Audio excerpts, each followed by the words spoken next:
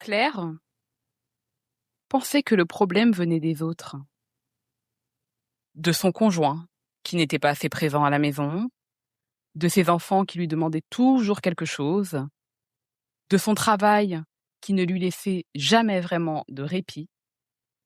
Et pourtant, un soir, après une dispute avec son conjoint, elle allait dans la cuisine, elle rangeait et elle était dans sa tête et elle s'est mise à pleurer.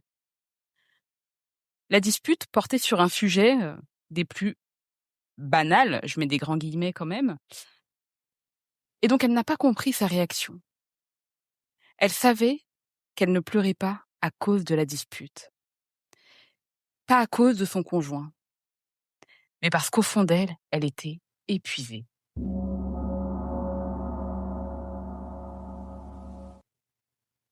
Bonjour et bienvenue dans votre nouvel épisode de Vivre en conscience.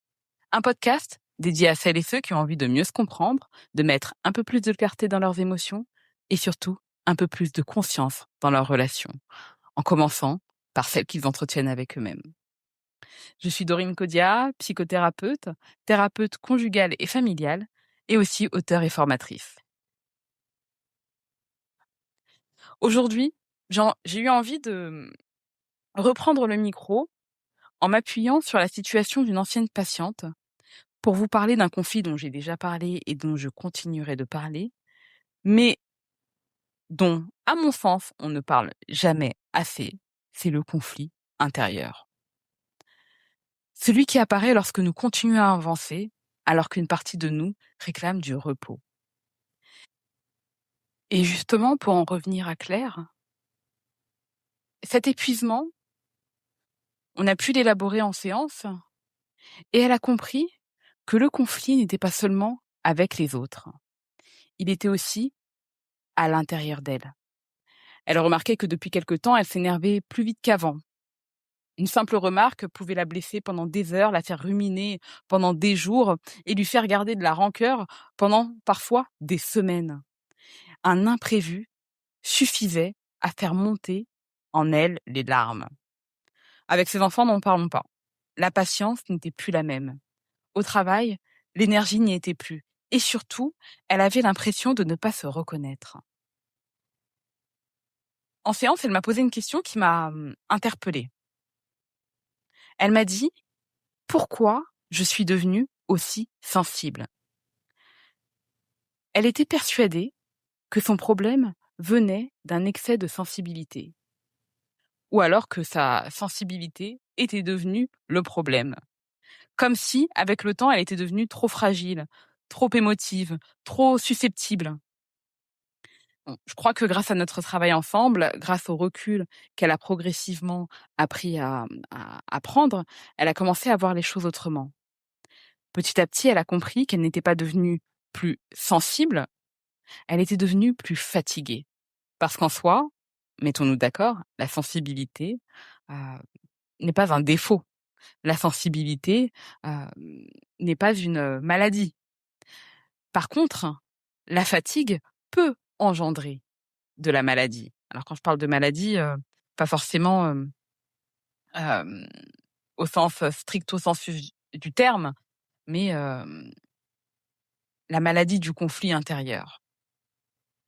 Depuis des mois, elle avançait sans s'arrêter. Le travail lui demandait toujours davantage, toujours plus. La famille comptait beaucoup sur elle. Les imprévus, alors là, n'en parlons pas, ils venaient régulièrement perturber le fragile équilibre qu'elle essayait de maintenir. Bref, les responsabilités, les attentes des autres, son corps, son cerveau, son système n'en pouvaient plus. Et cela s'ajoutait à ses propres exigences. Comme beaucoup de personnes, elle avait pris l'habitude de tenir, toujours avancer sans vraiment se poser de questions. Un peu comme un mode pilotage automatique. Toujours repousser à plus tard les moments de s'occuper d'elle-même.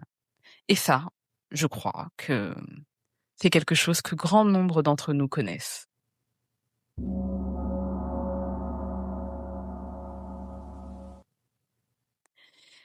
Alors je l'ai déjà dit, on imagine souvent qu'un conflit, c'est une dispute, un, un désaccord. une tension avec quelqu'un d'autre. Mais je crois que si on s'arrête quelques instants, on peut constater, ce que je constate dans mon travail, qu'avant les conflits extérieurs, il existe souvent des conflits beaucoup plus silencieux, ceux qui se jouent à l'intérieur de nous. Les conflits qui nous tiraillent entre plusieurs pensées, plusieurs besoins, plusieurs désirs parfois contradictoires. Peut-être que ça vous parle. Une partie veut continuer, une partie dans la tête veut continuer, se dit ah oui, vas-y, il faut y aller, ne lâche pas. L'autre voudrait juste souffler. Une partie veut être forte et arrive à se motiver. L'autre commence à côté doucement à s'épuiser. Une partie qui veut répondre aux attentes de tout le monde, alors que l'autre aimerait simplement être entendu. Lorsque le conflit intérieur dure trop longtemps, il finit souvent par s'exprimer ailleurs. Dans la famille, au travail, dans les relations de manière générale ou dans notre relation à nous-mêmes. Je crois que quand on ne s'écoute pas, ou quand plusieurs voix se battent en duel dans notre tête, c'est fatigant déjà, et nous pouvons devenir plus irritables, plus sensibles. Nous prenons les choses plus personnellement et nous interprétons davantage. Nous avons moins de recul, moins de patience, moins de disponibilité émotionnelle. Et parfois, comme ça a été le cas pour Claire, derrière une dispute qui semble banale, il n'y a pas réellement de colère. Oui, c'est surprenant, mais il n'y a pas réellement de colère. Il y a de la fatigue, du manque de reconnaissance, un trop-plein, des besoins que nous avons mis de côté depuis trop longtemps. Dans le cas de Claire, et c'est peut-être le cas pour vous qui m'écoutez aujourd'hui, cela s'est manifesté de façon très concrète. Son conjoint avait parfois l'impression qu'il ne pouvait plus rien dire sans qu'elle le prenne mal. D'ailleurs, il lui disait je peux plus rien te dire. Je peux plus rien te dire, je peux rien dire. De toute façon, avec toi, je marche sur des œufs. Et Claire, en face, avait le sentiment de ne plus être comprise. Je suis pas en train de te dire que tu ne peux rien dire, je suis en train de te dire que j'ai l'impression que tu me critiques tout le temps. Voilà. On n'arrive pas à s'accorder et donc ça crée de la tension. Une remarque anodine devenait une critique. Un oubli devenait une preuve de désintérêt. Une demande supplémentaire devenait la goutte de trop. Et avec ses enfants, elle culpabilisait de perdre patience plus rapidement. Au travail aussi, de manière concrète, elle se sentait moins tolérante aux imprévus, moins psychiquement disponible, moins capable d'encaisser. Et plus elle s'épuisait, plus elle avait l'impression que les autres lui en demandaient trop. Alors qu'en réalité, ce n'était pas le comportement, en tout cas le comportement des autres qui avait changé, c'était surtout sa capacité à absorber ce qui lui était demandé. Cette capacité-là, elle avait diminué. Comme un verre plein, dans lequel on ajoute, il est déjà plein, le verre est plein et on ajoute quelque chose qui, hop, le fait déborder. C'est là que le conflit interne, en tout cas souvent, devient un conflit relationnel. Parce que lorsque nous ne nous écoutons plus, nous finissons parfois par attendre inconsciemment que les autres devinent nos besoins. Et lorsqu'ils ne les devinent pas, eh bien, il arrive que nous nous sentions seuls, incompris ou insuffisamment soutenus, pour ne pas dire nous-mêmes insuffisants. Comme ça a été le cas de Claire dans sa cuisine quand elle s'est mise à pleurer.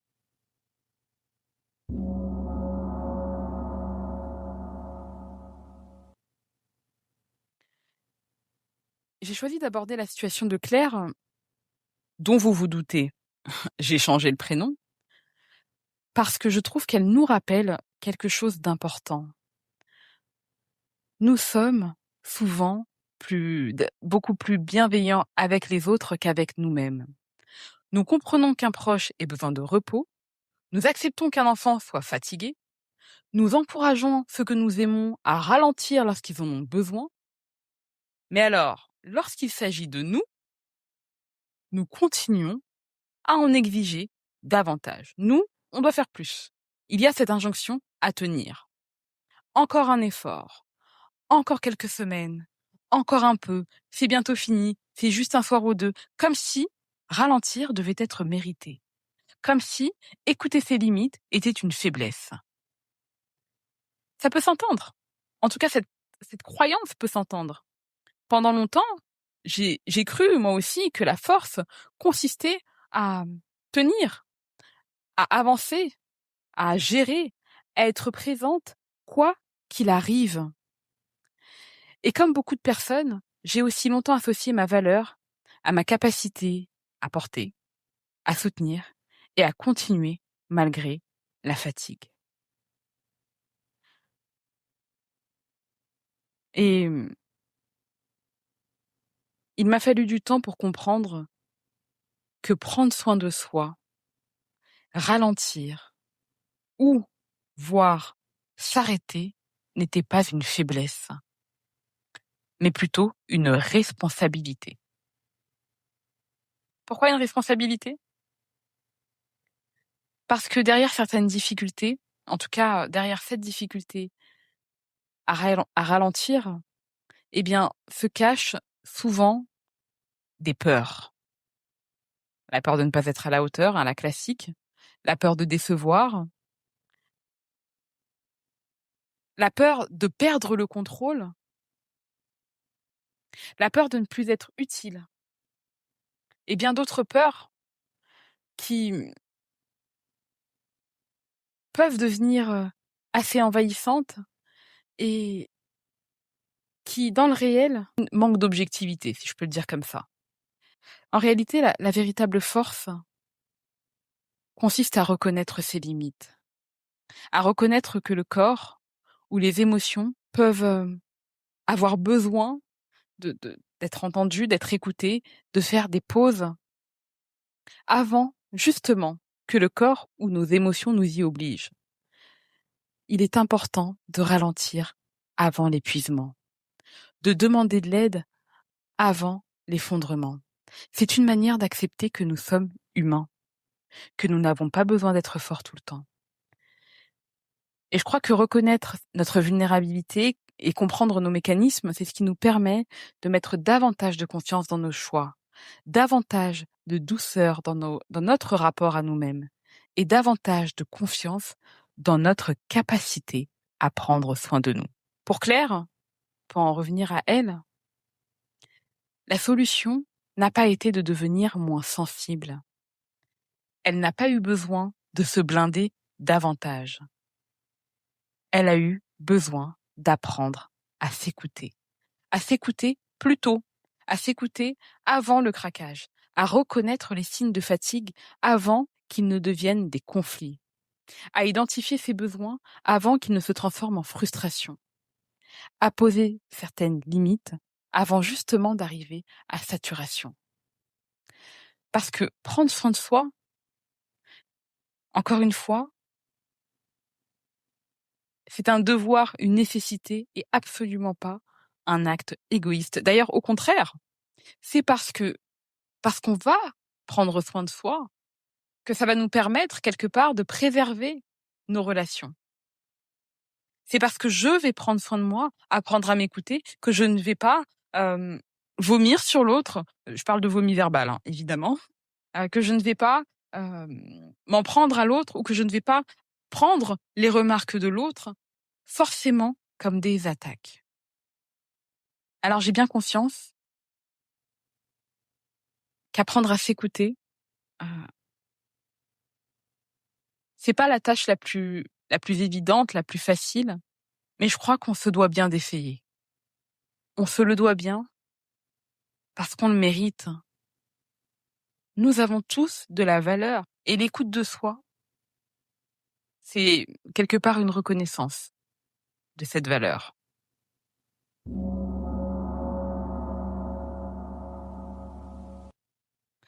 Alors si vous traversez actuellement une période où vous vous sentez plus sensible, plus irritable, plus fatigué émotionnellement, j'aimerais vous laisser avec une question. Et si ce que vous ressentez n'était pas un problème à corriger, mais plutôt un message à écouter? Parce que peut-être que derrière cette fatigue, derrière cette tension, derrière cette agitation intérieure, il y a une partie de vous qui demande enfin un peu d'attention, pas l'attention d'un autre, votre attention. Parce que ce conflit intérieur peut aussi déborder dans vos relations. Et si c'est le cas, sachez qu'il existe des outils pour vous apprendre à mieux écouter vos besoins, poser vos limites et retrouver davantage d'équilibre. Donc, n'hésitez pas à chercher, à potasser, à prendre le temps de chercher le moyen de répondre à vos besoins, de gérer vos conflits internes, d'écouter vos émotions. Et parfois, et souvent, et ça peut, et ça doit pouvoir aussi passer par une demande d'aide.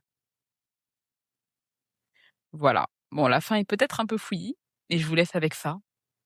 Merci d'avoir partagé ce moment avec moi, et si cet épisode a résonné en vous, n'hésitez pas à le partager à une personne qui pourrait en avoir besoin. Et si vous avez envie de poursuivre la réflexion, vous pouvez m'écrire sur Instagram. Je lis chacun de vos messages avec attention et j'aime découvrir ce que ces épisodes réveillent en vous, les questions qu'ils soulèvent et les prises de conscience qu'ils permettent. Parce qu'au fond, vivre en conscience, ce n'est pas seulement un podcast. C'est aussi un espace de réflexion et de partage. Voilà. À bientôt dans un prochain épisode de Vivre en conscience.